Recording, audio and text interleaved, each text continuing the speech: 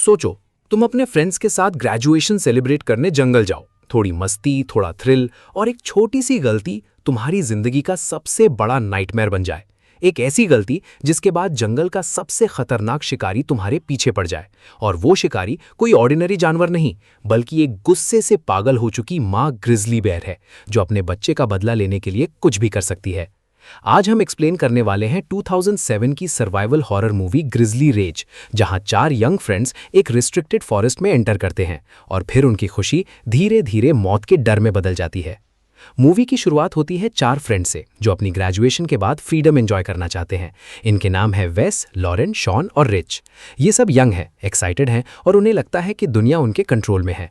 इसी over confidence में ये लोग एक रिस्ट्रिक्टेड जंगल एरिया में घुस जाते हैं, जहां क्लियरली वार्निंग साइंस लगे होते हैं। लेकिन मूवीज में वार्निंग साइंस को इग्नोर करना अक्सर सबसे महंगा डिसीजन होता है। ये लोग जीप में फास्ट ड्राइव कर रहे होते हैं, म्यूजिक, एक्साइटमेंट और केयरलेस एटीट्यूड के साथ। उन्हें लगता है कि ये सिर्फ एक एडवेंचर ट्रिप है। लेकिन सडनली रोड पर एक छोटा बेयर कब आ जाता है और स्पीड ज़्यादा होने की वजह से जीप उस कब को हिट कर देती है। एक सेकंड में सब कुछ बदल जाता है। जो ट्रिप फन के लिए स्टार्ट हुई थी, वो गिल्ट, पैनिक और हॉरर में कन्वर्ट हो जाती है। अब प्रॉब्लम सिर्फ एक्सीडेंट नहीं होता, प्रॉब्लम ये होती है कि वो कब अकेला नहीं था। उसकी माँ, एक ह्यूज ग्रिजली बेयर, जंगल में कहीं आसपास होती है। और जब एक माँ अपने बच्चे को मरा हुआ देखती है तो उसका रिएक्शन सिर्फ गुस्सा नहीं होता, वो प्योर रिवेंज मोड में चली जाती है। फ्रेंड्स पहले समझ ही नहीं पाते कि क्या करें। कोई कहता है यहाँ से निकलते हैं, कोई कहता है कब को बरी करना चाहिए, लेकिन टाइम उनके पास नहीं होता, क्योंकि जंगल का असली डेंजर अब उनकी तरफ आ रहा होता है। ग्रिजली बेयर उनकी स्मेल पकड़ लेती है, उनके मूवमेंट को ट्रैक करना स्टार्ट कर देती है और अब ये चारों उसके टेरिटरी में फंस चुके होते हैं। जीप डैमेज हो जाती है, रेडिएटर प्रॉब्लम क्रिएट करता है और अब व्हीकल भी रिलायबल नहीं रहता। जंगल में फंसे हुए ये फ्रेंड्स एक दूसरे पर ब्लेम करना शुरू कर देते हैं। फियर के वक्त इंसान का असली नेचर बाहर आ जाता है। जो लोग कुछ देर पहले हंस रहे होते हैं, अब वही एक दूसरे से लड़ रहे होते हैं। रिच और वेस वाटर या हेल्प ढूंढने जंगल के अंदर जाते हैं, लेकिन यही मूवी का हॉरर और इंटेंस हो जाता है। बेयर उनका पीछा कर रही होती है। जंगल के क्वाइट एनवायरनमेंट में हर आवाज डेंजरस लगती है। पत्तों की हल्की सी मूवमेंट भी डेथ सिग्नल बन सकती है। सडनली बेयर अटैक करती है और रिच सबसे पहले उसके रेज का शिकार बनता है। यहां से फ्रेंड्स को क्लियर हो जाता है कि ये नॉर्मल सर्वाइवल सिचुएशन नहीं है। ये बेयर बस रैंडमली अटैक नहीं कर रही, वो उन्हें हंट कर रही है। उसका टारगेट क्लियर है, वो उन लोगों को छोड़ने वाली नहीं जिन्होंने उसके कब की जान ली। वेस इंजर्ड हो जाता है, लॉरेन और शॉन पैनिक में हैं और ग्रुप की यूनिटी टूटने लगती है। हर कैरेक्टर के अंदर गिल्ट और फियर दोनों ग्रो करते हैं। मूवी का मेन टेंशन यही है, जंगल से बचकर निकलना मुश्किल है, जीप ऑलमोस्ट यूजलेस है और बेयर हर जगह उनसे एक स्टेप आगे लगती है। एक पॉइंट पर ये लोग जीप लेकर एस्केप करने की कोशिश करते हैं, लेकिन पैनिक की वजह से सिचुएशन और वर्स हो जाती है। कार क्लिफ से गिर जाती है और अब उनका सर्वाइवल चांस और कम हो जाता है। इंजरीज, डार्कनेस, टॉम और बेयर, ये सब मिलकर उनके लिए एक इम्पॉसिबल ट्रैप क्रिएट कर देते हैं। शॉन फिजिकली और मेंटली ब्रेक होने लगता है। उसका फियर उसके फेस पर क्लियरली नजर आता है। उसे लगता है कि अब वो घर कभी नहीं जा पाएगा।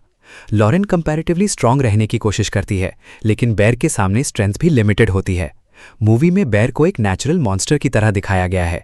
ये कोई म्यूटेंट या सुपर नेचुरल क्रीचर नहीं, बल्कि एक रियल ग्रिजली है, जिसका रेज उसके लॉस से बॉर्न होता है।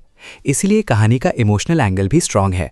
ऑडियंस एक तरफ ह्यूमंस के सर्वाइवल के लिए टेंस होती है, दूसरी तरफ ये भी समझती है कि बेयर का गुस्सा बेवजह नहीं। वेस और लॉरेन लास्ट तक फाइट करते हैं। वो गैसोलीन का यूज करके बेयर को स्टॉप करने की कोशिश करते हैं। प्लान सिंपल होता है, बेयर को ट्रैप में लाना, फायर क्रिएट करना और एस्केप का चांस बनाना। लेकिन बेयर इतनी इजीली रुकने वाली नहीं होती। जीप ब्लास्ट होती है, फायर लगती है, लेकिन ग्रिजली फिर भी सर्वाइव कर लेती है। यहाँ मूवी ये शो करती है कि नेचर से टक्कर लेना इतना ईजी नहीं होता। फिर वेस एक और प्लान बनाता है। वो बेयर को ट्रिक करने के लिए अपने ब्लड कवर्ड क्लोथ्स यूज करता है, ताकि बेयर कंफ्यूज हो जाए।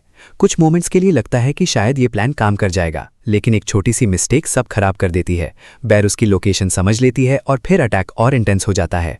लॉरेन एक शेड में ट्रैप प्रिपेयर करती है। दोनों मिलकर बेयर को अंदर लॉक करने में टेम्पररीली सक्सेसफुल होते हैं। ये मोमेंट ऑडियंस को होप देता है। लगता है कि शायद अब नाइटमेयर खत्म हो गया। लेकिन हॉरर मूवीज में जब होप सबसे ज्यादा स्ट्रांग लगती है, अक्सर डेंजर वापस और ज्यादा वायलेंट फॉर्म में आता है। बेयर शेड से ब्रेकआउट कर लेती है। अब वेस और लॉरेन के पास ना प्रॉपर वेपन होता है, ना व्हीकल, ना सेफ प्लेस, सिर्फ जंगल, डार्कनेस और एक अनस्टॉपेबल ग्रिजली। वेस गिर जाता है और लॉरेन उसे छोड़कर भागने के बजाय उसकी हेल्प करने की कोशिश करती है। ये मोमेंट इमोशनल है क्योंकि सर्वाइवल के टाइम पर भी वो अपने फ्रेंड को अबैंडन नहीं करती, लेकिन ग्रिजली उन तक पहुंच जाती है। मूवी का एंडिंग डार्क और ब्रूटल है। बेर अपना रिवेंज कंप्लीट कर देती है और चारों फ्रेंड्स की केयरलेस मिस्टेक उनकी डेथ का रीजन बन जाती है।